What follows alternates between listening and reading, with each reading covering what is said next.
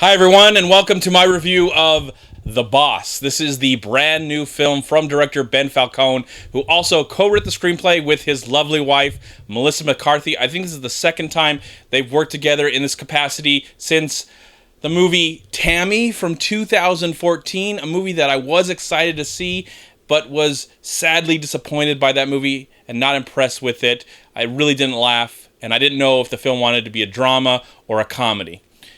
And with this new one, The Boss, seeing the trailer over and over and over again, I just got so desensitized by it that I never found it to be that funny, or even the story to be that interesting. So I have to be honest with you, I wasn't really that interested or very excited to see The Boss today, even though I love Melissa McCarthy. I've loved her since 2011 when I discovered her. I didn't discover her, but when I saw her for the first time with Bridesmaids, and I spent the last year and a half, thanks to Netflix, watching Gilmore Girls, and I have one more episode of that show. I love that show. I love her character as Suki in it, and she's just a really great actress, and I think she's a great comedic actress, and I think she's one reason we should still be very excited to see and have some hope for Ghostbusters. One of many reasons, I think. And just forget about that trailer. But anyways, well, we'll see what that movie is like when I see it. But anyways, okay, so back to The Boss. So in The Boss, Melissa McCarthy plays a woman who's very successful in life, very successful in business, but not so successful when it comes to being a people person and also, having a family background. She's dealing with lots of different things, but her problems become a lot worse when she's found to do some insider trading, and she has to go to prison for a few months.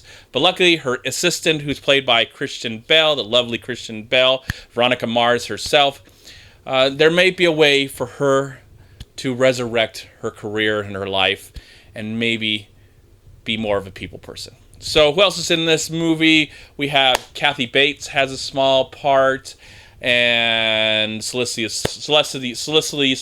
Strong, I can't believe I butchered that name, has a small part. But the main characters in the film, of course, are Kristen Bell and Melissa McCarthy. And having no real hope and excitement to see the film, how do I feel about after watching it? Well, what I will tell you is I think this movie is funny. Is it perfect? No. Is it great? Is it going to be remembered years from now? I don't think so. But is it enjoyable? Is it watchable? Is it interesting enough to care about this unlikable character? I thought so. I cared about, Melissa McCarthy's character in this film. I sympathized with her. She was funny. She was interesting.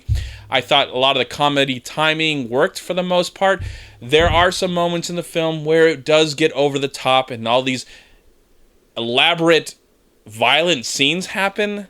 It's almost like those scenes. Remember those scenes in Anchorman where they get in this fight and then they walk away and they seem like, they do address it in that movie. But in this one, it seems like after this whole elaborate kind of violent sequence involving adults and children, it seems like, oh, yeah, that happened, so let's move on and we'll move on to the rest of the movie. And I felt like, I don't know if that really needed to happen or it really served any purpose other than make some people laugh or get excited.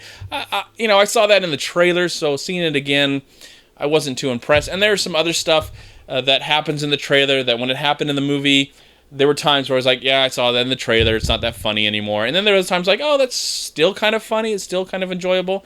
I like the story. Oh, Peter Dinklage. I can't believe I forgot. Peter Dinklage has a major part in the movie. I'm not really going to say what his character is, but, I liked his over-the-top acting in this film.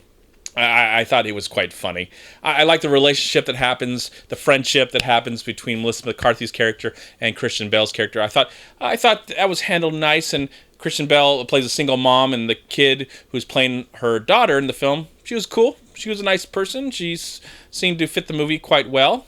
Ben Falcone has a small cameo, so he's in the film for a little bit, whatever. I thought the comedy and the moments of heart and drama fit better in this movie, though this movie felt more like a comedy. But I felt like there's some nice tender moments. I thought the movie handled that well. I thought it was interesting enough to not kind of take me out of the film. I'm not going to say and spoil the ending, But I will say the final act of the movie, the third act, if you want to say, of the film, I felt it went on and dragged and just got really silly and didn't feel like a movie anymore. It felt like a sketch. It felt like a sketch that didn't really feel like was happening in any kind of reality. The reality of my life that I was watching the movie and the reality of the movie itself.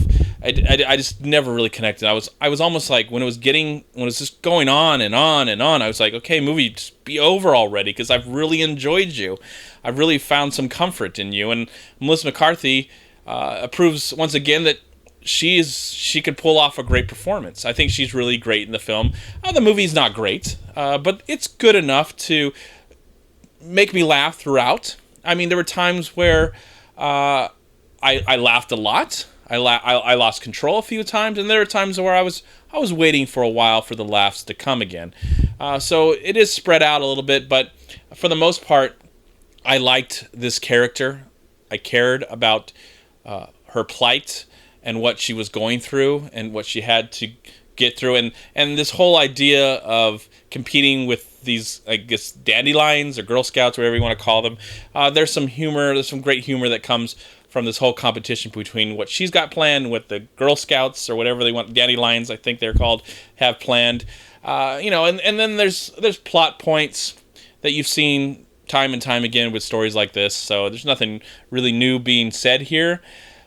But when you see a comedy, you just want to laugh. I laughed a lot. I had a good time. I enjoyed what was on screen. I thought it was a good mixture of heart and a little bit of raunchiness. Not too I don't remember it being so raunchy.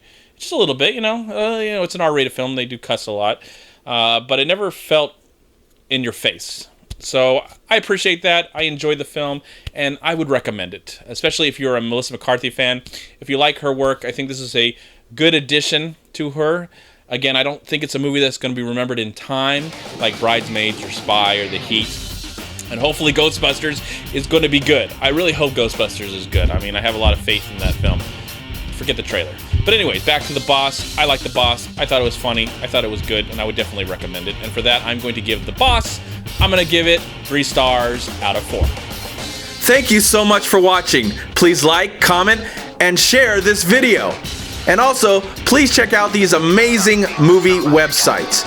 And if you enjoyed this review, please click here to subscribe to my channel, and also please check out all my recent reviews right here on YouTube. Have a great day, live film, find peace, happiness, and harmony in anything and everything you do, and I'll talk to you at my next movie review.